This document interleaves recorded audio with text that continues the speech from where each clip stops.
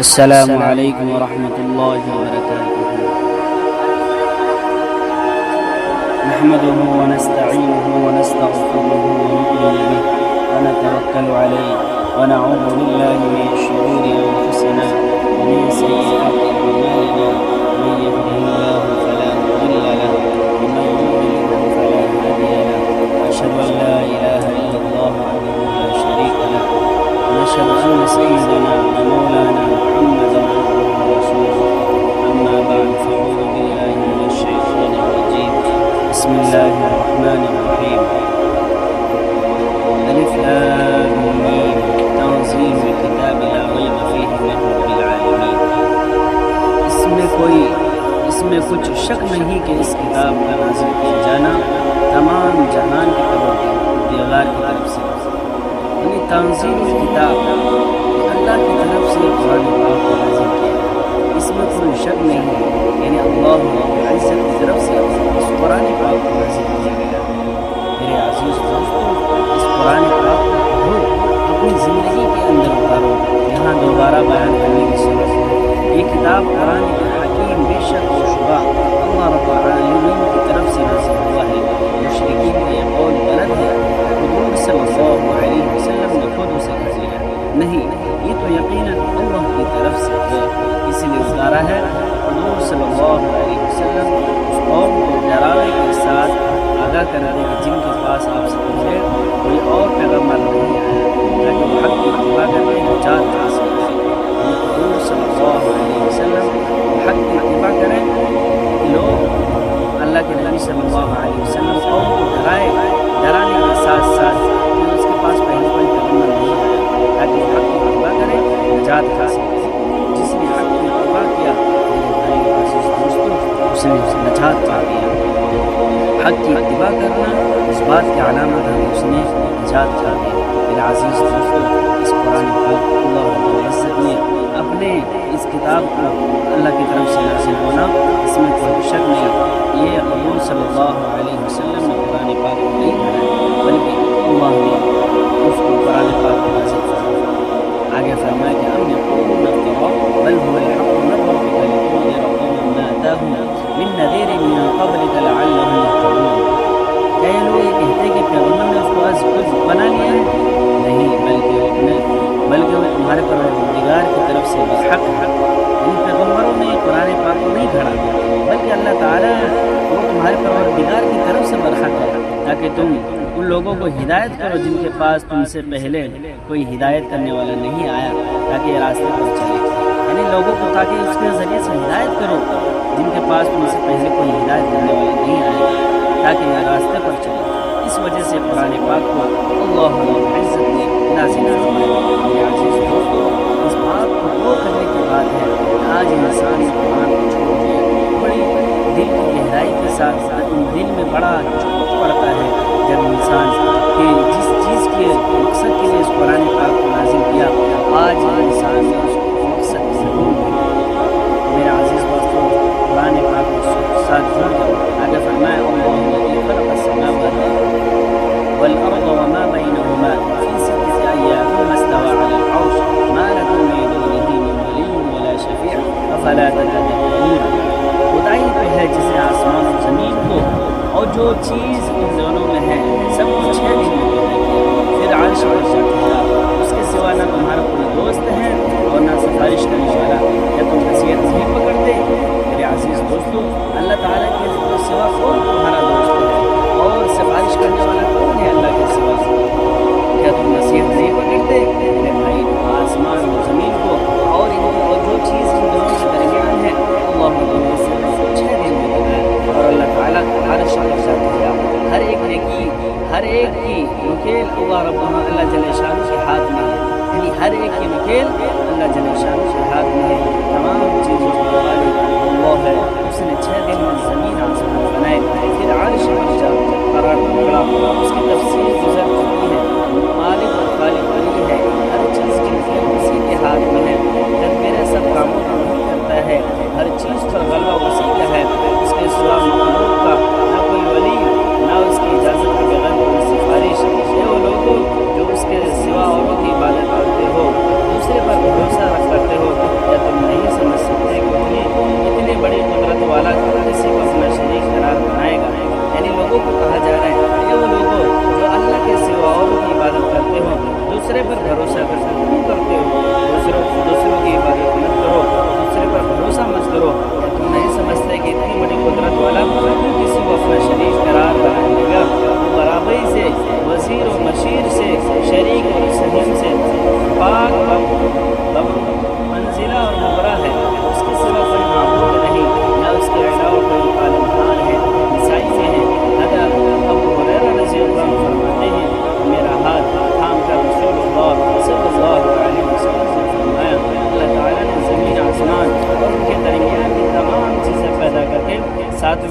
عرش پر قیام کیا، مٹی ہفتے کے دن بنی، پہاڑ اتوار کے دن، درخت سوموار کے دن، برائیاں منگل کے دن، نور بدھ کے دن، جانور جمعرات کے دن، آدم جمعے کے دن، عصر کے بعد دن کے آخری گھڑی میں اسے تمام پورے زمین کی مٹی سے پیدا کیا، جس میں سفید اور سیاہ اچھی بری ہر طرح کی تھی، اسی باعث اولاد آدم بھی بھلی اور بری ہوئی۔ امام بخاری اسے معلل بتلاتے ہیں، فرماتے ہیں وہ سند سے مروی ہے کہ حضرت ابو ہریرہ رضی اللہ عنہ سے کعب احبار سے بیان کیا ہے، اور حضرات محدثین نے بھی اسے معلل بتلایا ہے، اللہ عالم۔ اس کا حکم ساتوں آسمان کے اوپر سے بلکتا ہے اور ساتوں زمین کے نیچے سے تک پہنچتا ہے، جیسے اوراد میں ہے اللہ الذی خلق السماوات اللہ الذی خلق سبع سماوات ومن الارض مثلهن يتنزل الامر بينهن لتعلموا ان الله على كل شيء قدير وان الله قد احاط بكل شيء علما۔ اللہ تعالیٰ نے 7 آسمان بنائے اور انہی کی مثل زمین، اس کا حکم اس کے سب کے درمیان اترتا ہے، یعنی اللہ تعالیٰ کا اس کا حکم ان سب کے درمیان اترتا ہے۔ اعمال اپنے دیوان کی طرح اٹھاوے چڑھائے جاتے ہیں، جو آسمان اور دنیا کے اوپر ہے، زمین سے آسمان اول 500 سال کا فاصلہ پر ہے، اور اتنا ہی اس کا گہراؤ ہے، اتنا اترنا چڑھنا اللہ کی قدرت سے فرشتہ ایک آنکھ جھپکنے میں کر لیتا ہے۔ اسی لیے فرمائے ایک دن میں جس کی مقدار تمہاری گنتی کے اعتبار سے 1000 سال کی ہے، ان امور کا مقدر اللہ ہے، وہ اپنے بندوں کے اعمال سے باخبر ہے، سب چھوٹے بڑے عمل اسی کی طرف چلتے ہیں، غالب ہے جس نے ہر چیز کو اپنے ماتحت کر رکھا ہے، کل بندے اور کل گردنیں ان کے سامنے جھکی ہوئی ہے، وہ اپنے بندوں پر بہت مہربان ہے، عزیز ہے، اپنی رحمت میں اور کریم ہے، اپنی عزت میں۔ میرے عزیز دوستو، اللہ رب العزت کی ہاتھ میں ہے ساری کائنات کا فیصلہ۔ میرے بھائی اللہ کو پہچانو، مدبر الامر من السماء الى الارض ثم يعرج اليه في يوم كان مقداره 1000 سنة مما تعدون۔ آگے فرماؤ وہی آسمان سے زمین تک کے ہر کام کا انتظام کرتا ہے۔ اللہ رب العزت زمین آسمان سے زمین تک کے ہر کام کا انتظام کرتا ہے۔ پھر وہ ایک روز جس کی مقدار تمہارے شمار کے مطابق 1000 برس ہوگی، اس کی طرف صعود اور رجوع کریں گے، یعنی اللہ رب العزت ہمارے شمار کے مطابق اللہ تعالیٰ کے نزدیک ایک دن ہوگا اور ہمارے نزدیک 1000 برس ہوگا۔ میرے بھائیوں اس دن اللہ تعالیٰ رجوع کریں گے، فرمایا کہ ذالک عالم الغیب والشہادۃ العزیز الرحیم، یہی تو پوشیدہ اور ظاہر میں جاننے والا اور غالب اور رحم والا خدا ہے، یعنی اللہ رب العزت غالب ہے، یعنی پوشیدہ باتوں کو بھی جاننے والے، ظاہر کو بھی جاننے والے ہیں، اور فرمایا کہ غالب بھی ہے، رحمان بھی ہے، خدا ہے۔ میرا عزیز اللہ رب العزت کو جاننے کی کوشش کرنا، قرآن پاک پر ایمان لانا اور قرآن کے مطابق اپنی زندگی کو بسر کرنا، یہ ہمارے لیے بہت ضروری ہے۔ اگر ہم نے قرآن کو نہیں پڑھا آج قرآن سے ہم بہت دور ہو چکے ہیں، اسی لیے قرآن سے جڑے۔ اللہ نے فرمایا کہ الذی احسن کل شیء خلقہ وبدأ خلق الانسان من طین، جس نے ہر چیز کو بہت اچھی طرح بنایا، یعنی اس کو پیدا کیا اور انسان کی پیدائش کو مٹی سے شروع کیا۔ اللہ نے انسان کی پیدائش کو مٹی سے شروع کیا، جس نے ہر چیز کو بہت اچھی طرح بنایا، یعنی اس کو پیدا کیا، بہترین خالق، بہترین مصور و مصور۔ فرماتا اللہ تبارک و تعالیٰ نے ہر چیز کو قرینے سے بہترین طور سے ترکیب پر خوبصورت بنائی ہے۔ ہر چیز کی پیدائش کتنی عمدہ، کیسی مستحکم اور مضبوط ہے۔ آسمان اور زمین کی پیدائش کے ساتھ ہی خود انسان کی پیدائش پر غور کرو، اس کا شروع دیکھو کہ مٹی سے پیدا ہوا۔ ابو البشر حضرت آدم علیہ السلام مٹی سے پیدا ہوئے، پر ان کی نسل مٹی سے جاری رکھی۔ مرد کی پیٹ اور عورت کے سینے سے نکلتا ہے، پھر اسے یعنی آدم کو مٹی سے پیدا کرنے کے بعد ٹھیک ٹھاک اور درست کیا، اور اس نے اپنے پاس کی روح پھوٹی، تمہیں کان آنکھ سمجھ عطا فرمائے۔ افسوس کو پھر بھی تم شکر گزاری میں قصد نہیں کرتے۔ نیک انجام اور خوش نصیب وہ شخص ہے جو اللہ کی دی ہوئی طاقتوں کو اسی کی راہ میں خرچ کرتا ہے۔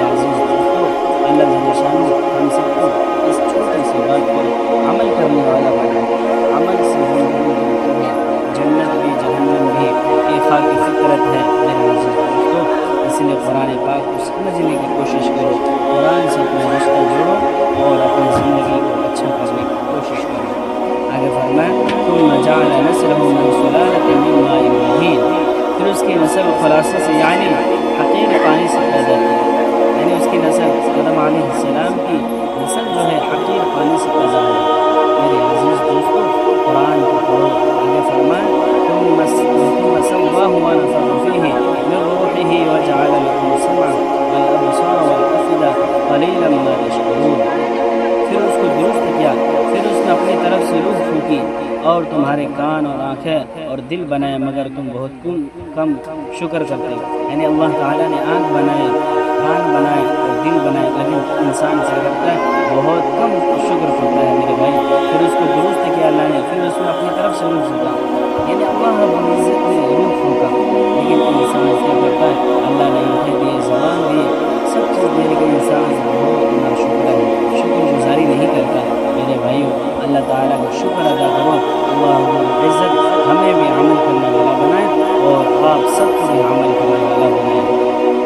آگے فرمائے وقالوا وَإِذَا ضَلَلْنَا فِي الْأَرْضِ أَإِنَّا لَفِي خَلْقٍ جَدِيدٍ بَلْ هُمْ بِلِقَاءِ رَبِّهِمْ كَافِرُونَ، اور کہنے لگے جب ہم زمین میں ملا بیٹھ ہو جائیں گے کیا سب لوگ پیدا ہوں گے؟ حقیقت یہ ہے کہ یہ لوگ اپنے پروردگار کے سامنے جانے ہی کے قائل نہیں، یعنی حقیقت یہ لوگ اپنے پروردگار کے سامنے جانے ہی کے قائل نہیں۔ اور کہنے لگے یعنی کافی کہنے لگے جب ہم زمین میں ملا بیٹھ ہو جائیں گے کیا سب لوگ پیدا ہوں گے؟ میرے عزیز دوستو مرنے کے بعد ایک زندگی ہے، انسان اور فرشتوں کے ساتھ کفار کا عقیدہ بیان ہو رہا ہے کہ وہ مرنے کے بعد جینے کے قائل نہیں، یعنی کفار کا عقیدہ بیان ہو رہا ہے کہ وہ مرنے کے بعد جینے کے قائل نہیں، اسے وہ محال جانتے ہیں اور کہتے ہیں کہ جب ہمارے ریزے ہو جدا ہو جائیں گے اور مٹی میں مل کر مٹی ہو جائیں گے پھر بھی کیا ہم نئے سرے سے بنائے جا سکتے ہیں؟ افسوس یہ لوگ اپنے اوپر اللہ کو بھی قیاس کرتے ہیں اور اپنی محدود قدرت پر اللہ کی نامعلوم قدرت کا اندازہ کرتے ہیں، مانتے جانتے ہیں کہ اللہ نے اول بار پیدا کیا ہے، تعجب ہے پھر دوبارہ پیدا کرنے پر اسے قدرت کیوں نہیں مانتے؟ حالانکہ اس کا تو صرف فرمان چلتا ہے، جہاں کہاں یوں ہو جا وہی ہو گیا، یعنی اللہ رب العزت چاہتے کہ ہو جا تو میرے بھائیوں ہو جاتا، اسی لیے فرما دیا کہ انہیں اپنے پروردگار کی ملاقات سے انکار، یعنی کافر کو اللہ تعالیٰ کی پروردگار سے ملاقات انکار۔ اس کے بعد فرمایا کہ ملک الموت جو تمہاری روح قبض کرنے پر مقرر ہے انہیں فوت کر دیتے ہیں۔ اس آیت میں بظاہر تو یہی معلوم ہوتا ہے کہ ملک الموت ایک فرشتے کا نقارت ہے۔ حضرت برا کی وہ حدیث جس کا بیان سورہ ابراہیم میں گزر چکا ہے، اس سے پہلی بات سمجھ آتی ہے اور بعض آثار میں ان کا نام اسرائیل بھی آیا ہے اور یہی مشہور ہے۔